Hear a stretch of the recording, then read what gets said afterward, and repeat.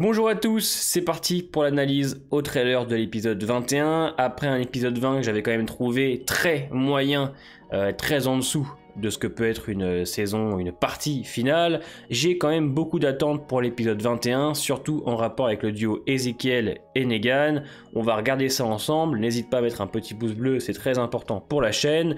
Pour ceux qui n'ont pas vu le 20, je vous invite bien évidemment à quitter cette vidéo, et nous, on se retrouve tout de suite. Et on commence tout de suite avec cette première image. On voit donc un camp de travail. Il y a nos personnages sur le devant et derrière des gens du Commonwealth. Ils ne seront pas tout seuls. Alors je ne sais pas du tout comment va se dérouler les choses. Je ne sais pas non plus à quoi ça va servir. On sait que c'est des travaux forcés, que c'est censé être utile au Commonwealth, mais on n'a pas plus de détails. Je pense que l'épisode va se centrer essentiellement là-dessus, avec Ezekiel et Negan. Et de l'autre, on aura Daryl et Carol qui vont essayer de chercher à les récupérer. Donc, très curieux de savoir ce qu'ils vont faire. Le tribunal, le procès commencera pour moi à l'épisode 22 et on va enchaîner 22, 23, 24 au Commonwealth. On aura beaucoup de Negan et Ezekiel dans cet épisode. Je vais revenir après dessus, mais là on va avoir deux personnages qui n'ont pas l'habitude d'agir ensemble. Ils vont devoir le faire pour le bien commun. Ça va être très drôle puisque entre Negan qui a été un tyran et Ezekiel qui a été l'homme du peuple, il y a un sacré contraste et j'ai quand même hâte de découvrir ce qui va se passer entre les deux et comment ils vont faire pour s'allier. Voilà, donc là on a Ezekiel et la petite Kelly, des gens qu'on ne connaît pas derrière, hein, qui ont été aussi amenés par le Commonwealth. De ce que je comprends bien, en gros, ils vont travailler pour le bien des autres. Mais encore une fois, je me répète, on ne sait pas à quoi va servir tout ça. Est-ce que c'est pour des potentielles connexions avec la Civic République? Je ne sais pas parce que vous verrez dans le trailer, ça a fait beaucoup de bruit puisqu'on a un homme qui a étrangement un vêtement qui peut ressembler à ce que portent en tout cas les hauts gradés de la Civic République, comme ce que porte Elisabeth, ce long manteau. Donc on va y revenir après.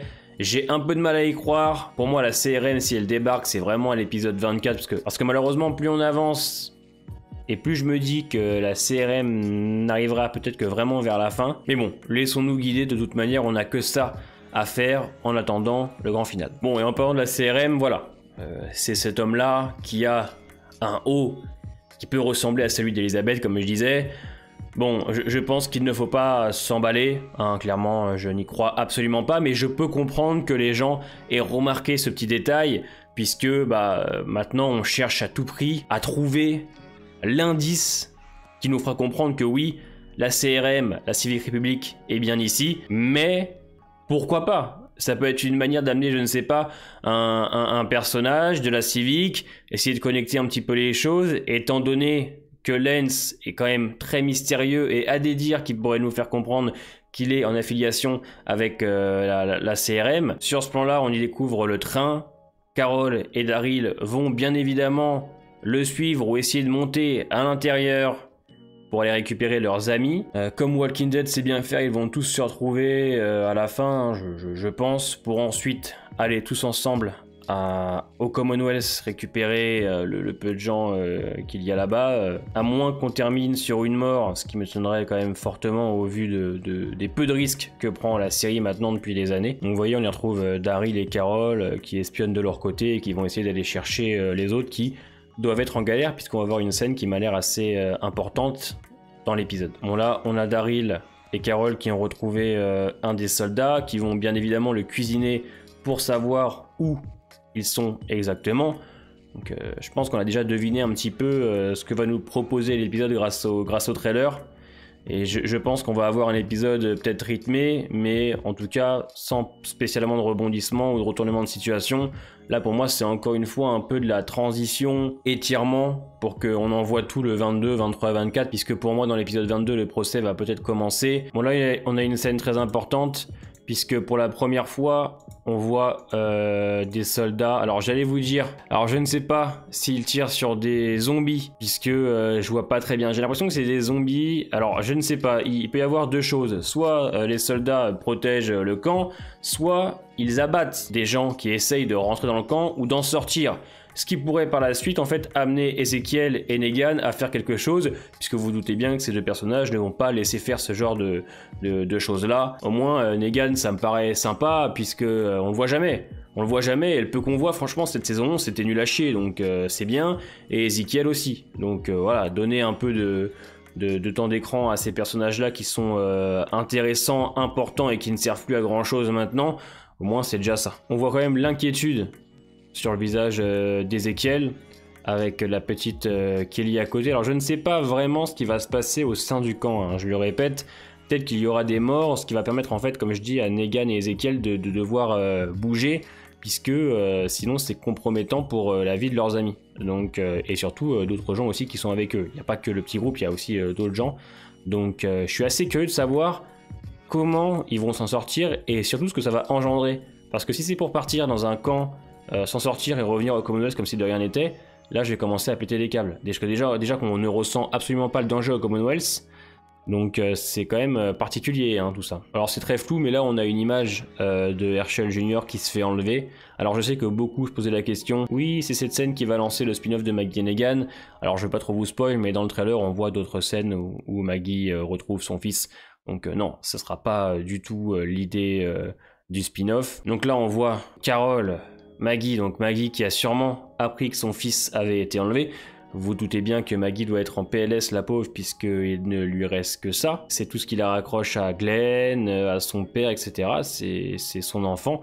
Du coup, ça doit être très dur à vivre, et je trouve que cette scène est géniale, que ce soit Carol qui la réconforte, puisqu'on sait que Carol a perdu presque tous ses enfants. Donc c'est assez drôle que cette mère qui est tout perdue réconforte celle qui est en train de perdre. C'est intelligent de faire ça, et en plus, Maggie, Carol, c'est des personnages qui se connaissent depuis des années, et j'ai quand même hâte de voir ces moments-là. Ouais. Là, j'ai l'impression qu'on voit le père Gabriel et Rosita, ça m'a l'air, au vu de la scène qu'on va voir après, donc ils sont au camp et qui vont eux aussi essayer de se débrouiller pour sortir d'ici. Intéressant de savoir qu'on va avoir le duo, encore une fois, Gabriel-Rosita, puisque pour moi c'est quand même très important, hein. C'est quand même des personnages qui se sont effacés avec le temps, mais qui ont toujours été intéressants, et qu'en plus de ça, un duo qui pouvait fonctionner. Mais au vu de la radio qu'il a, je pense qu'il va réussir à contacter Daryl et Carol, qui eux trouveront sûrement une radio sur un des soldats qui vont martyriser pour apprendre où sont leurs amis. J'ai l'impression que là ce sont les murs d'Alexandria. Oui, exactement, c'est marqué là, tu vois, t'es complètement con. Donc du coup, on va sûrement voir ce qui se passe à l'intérieur, pas s'attendre bien sûr à des plans incroyables sur la ville, puisqu'on n'en a pas eu depuis au moins la saison 10. Je ne sais pas comment ils vont gérer ça, comment ça se passe à l'intérieur, mais peut-être qu'on va apprendre un petit peu plus de choses aussi sur ce qu'a manigancé Lance avec ses communautés, plus au Sunside. Donc là on voit Daryl à moto avec bien évidemment une moto qui appartient à celle du Commonwealth, donc je suppose qu'il a dû taper un dépôt pour récupérer sa moto sans problème, hein, puisqu'on sait très bien que les soldats sont catastrophiques. Quand on avance un peu, on peut voir Rosita en galère.